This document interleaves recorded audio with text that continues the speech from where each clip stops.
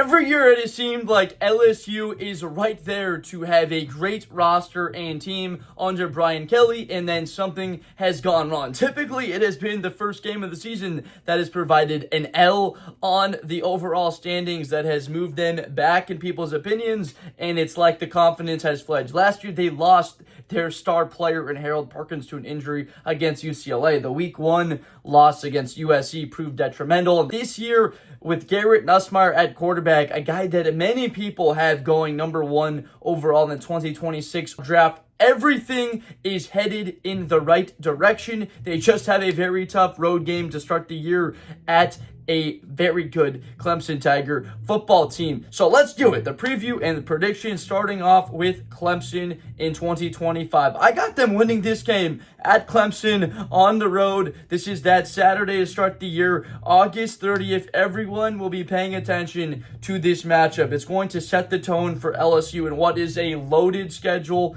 It could be worse, like if they were Florida, but it is still, of course, an SEC schedule, which proves tough. Adding in a game against Clemson that I have as the number 4 team in the country. Can they slow down Cade Klubnik and his wide receiver core that boasts, of course, Antonio Williams and company, like more on that side of the ball? They have tremendous weapons. Not film off in the backfield again. They don't have a guy over 200 yards as far as returning running production, but on the defensive side of the ball, the best maybe defensive line in college football next year with Peter Woods and TJ Parker. But Garrett Nussmeier leads them to a win.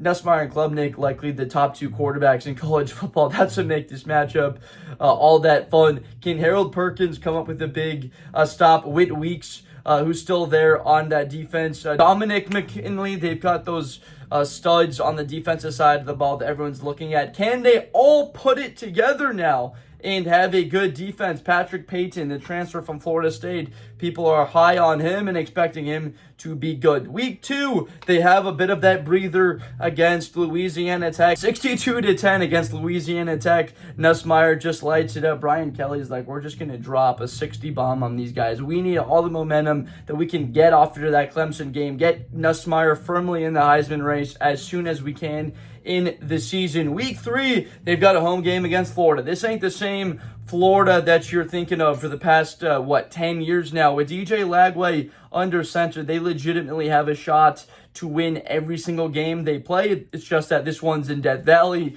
It's at LSU, and it's going to be a huge, raucous environment for this. Have them beating Florida 31-20. Why do I have it that close? It's because of Lagway, his ability to improvise and make plays. I need to see a little bit more from that Florida defense to have me more confident that they won't give up 30 points to a very talented LSU wide receiver core that, of course, includes the likes of Nick Anderson now, Barryon Brown, Aaron Anderson. That's got to be a top 5 receiver core in college football. And of course, they are wide receiver U or number 2 wide receiver U. It's always them and Ohio State. 3-0 LSU before they face Southeast Louisiana, a 43-6 win. It's nice that they get these Louisiana cupcakes to just continue to build the confidence. They could be the number 1 scoring team in the country next year. 43-6, a win and an incredible 4-0 start on the season. That's before they play Ole Miss in Week 5 before the bye. Ole Miss or LSU are going to miss the playoffs. One of those teams are not going to make it. We know it's likely Texas, Alabama, Georgia, some combination of all 3 of them getting in, or at the very least 2 of them making the playoffs. So it's that next group of teams: Ole Miss, South Carolina, LSU, Oklahoma, now Florida, like that next group, that bunch, Tennessee in there, of course. Who is going to be the 2 or 3 teams that emerge to be positioned to be representing the SEC as potential 4 or 5 spots in the college football playoff? We know at least 3 are going to get in there, but can they get 4 or 5? They're better. I believe they lose to Ole Miss. Not in any sense does that knock them out of contention for the CFP. It makes it a little bit harder. I've got them losing to Ole Miss and Austin Simmons 28-34. Princely Uman Allen's younger brother, Umami Allen, centering Perkins, who had over 10 sacks even last year when Jared Ivey and Princewell's older brother, Princely, who I just mentioned, was on that team. Walter Nolan, the best defensive line in college football, as Kirby Smart called them together. And then that defense was just terrific for Ole Miss last year. Had them losing 28-34 in this one. These two matchups that they have, the one before the bye and right after the bye, this is where they miss their guy in Will Campbell, the 5th overall pick in the 2025 NFL draft that goes to the New England Patriots to protect Drake May. He had protected Jaden Daniels. He's been protecting Garrett Nussmeier, and to no longer have him proves big in these two, because I have them losing back-to-back games off the bye week. They drop to 4-2 on the season, losing to South Carolina, and Dylan Stewart having a very big impact. Could be the best defensive player in college football next year. Maybe Dylan Stewart, Colin Simmons, Anthony Hill, Caleb Downs, some combination. That's probably the top 4 in the country. Would love to see Harold Perkins get up in that midst and really raise his draft stock next year. He certainly has the talent to do it. But why did they lose to South Carolina? Lenore Sellers. This guy is a freak athlete. He's got the athleticism you need. Can he ramp up the production and keep the turnovers levered pedal very low? That's what it would take in a win. 27-24 in Death Valley. 4-2. They're at Vanderbilt. Of course, this team is dangerous. Diego Pavia under center there. That huge win they had against Alabama last year had everyone talking. So did the 3-mile march to throw those goalposts in the Cumberland River after it. Those fans are absurd, and you love it. But got a 36-20 comfortable win for the Tigers to get back on track. I need you to understand that I have LSU ranked as my number 9 team in the country and making the college football playoffs. So those 2 losses, you might be thinking it's tough, but a 9-3 SEC team gets into the playoffs probably next year, you would think. What does that mean? You got to beat Texas A&M at home. Have them winning 35-20. Not that Marcel Reed is great. It's just when you lose the production. I'm talking about those players that you lost a year ago that are no longer there. They do have Concepcion at wide receiver. He's going to be a big help for Texas A&M, my 17th ranked team in the country for next year. But they no longer have Nick Scourton. He's a Carolina Panther. And Texas A&M doesn't have Shamar Turner, the 2nd-round pick that went to the Chicago Bears, right behind me.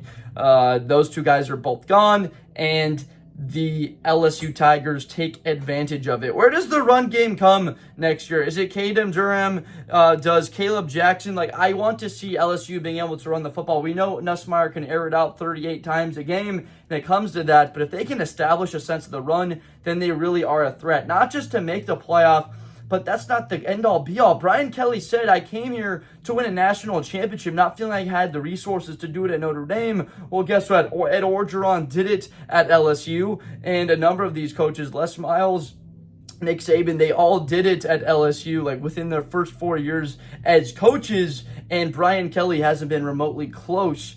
And what will help is, after the bye week, a road win at Alabama. That's right, I've got it. Them going onto Saban Field, Bryant-Denny Stadium, and beating Kalen DeBoer's Alabama Crimson Tide. You can't beat a team when you've given up 4 rushing touchdowns each of the last 2 years to Alabama and Jalen Milroe. Well, guess what? Ty Simpson is not the type of athlete that Jalen Milroe was. You don't have to worry about that anymore. You don't have to worry about Jahad Campbell on the defensive side. You still do have to worry about Deontay Lawson and Justin Jefferson for Bama, LT Overton, Domani Jackson. That is still a very good Bama defense. Have them as a top 5 unit in college football. And we know Ryan Williams, all that talent, could go for 150 in this game. But LSU has been 6-2 against Bama each of the last 3 years. It's been a huge matchup.